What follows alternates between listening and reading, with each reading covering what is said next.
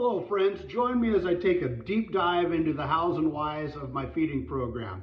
We'll talk about the logistics of picking up from brewery, we'll talk about the economics of transportation, we'll talk about the farm I rent, we'll talk about the weather that we have here, and we'll talk about storage options.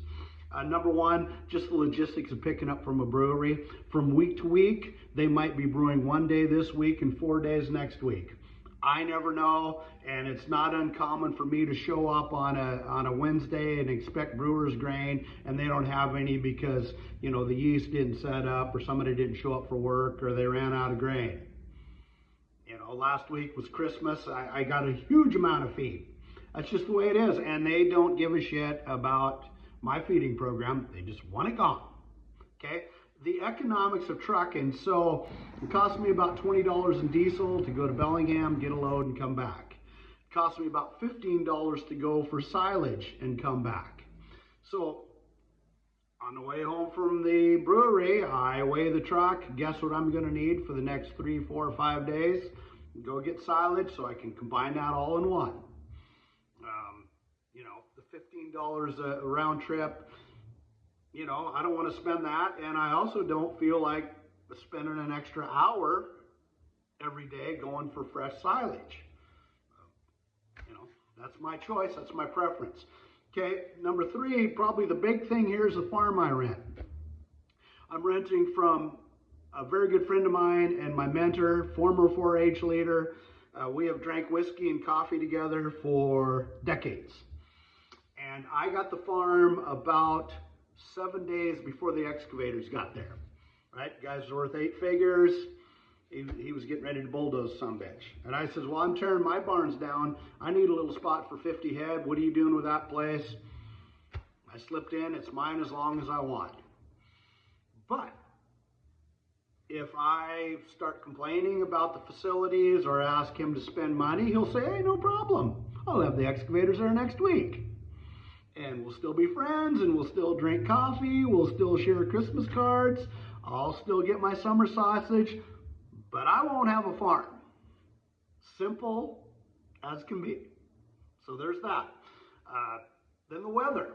I have not been able to haul dry shit since August 25.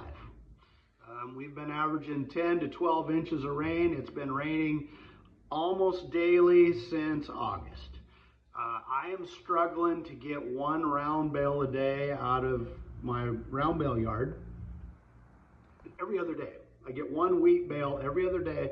I can barely get in and out with my Bobcat. So for me to try to get around my place for 10 loads of scoops of feed morning and night to feed these cows and have this fresh feed, it just doesn't work. You know, so where I'm putting the feed is the only spot of concrete on the place that will hold it that doesn't have cows on it. Every piece of concrete on the place has cows on it. And for the last 40 years, it's been serviced by a dairy down the road. Right? They load up a load of feed at the dairy.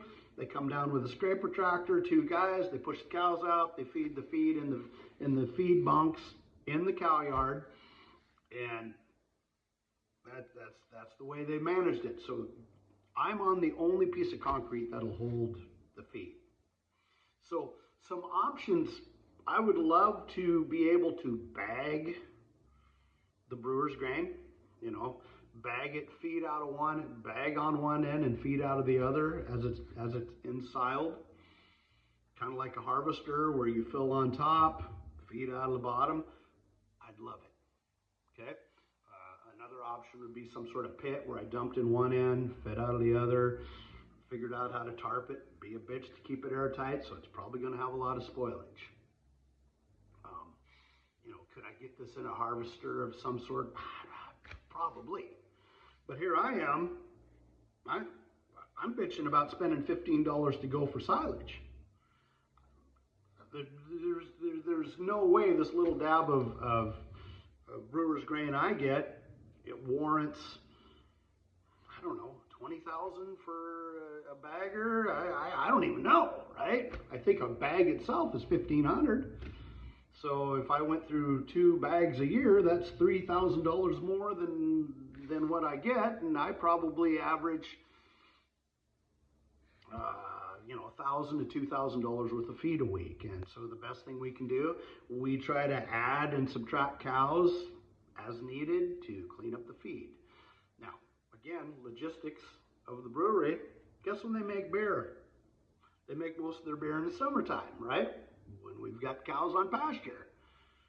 And then this time of the year when we could really use a lot and we could use a steady supply, hey, it's slow, hey, they take off days for Christmas, hey, it is what it is. So there you have it. Admittedly, my feeding system is subpar and close to a disaster.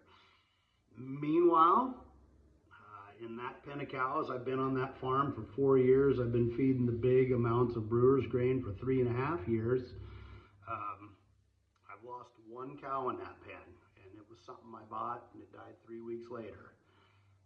So, they get free choice straw, they get 2 pounds of wheat silage every day. So they always have something to eat. It's been very successful. So now, could I show up tomorrow and have 10 dead cows? My luck, yes. We'd kick off 2025 with a hell of a bang. But anyway, that's what I got going on. Thank you to Nielsen Beef for putting my feet to the fire and telling me to explain myself, the hows and whys, and what we got going on. God bless you and happy 2025.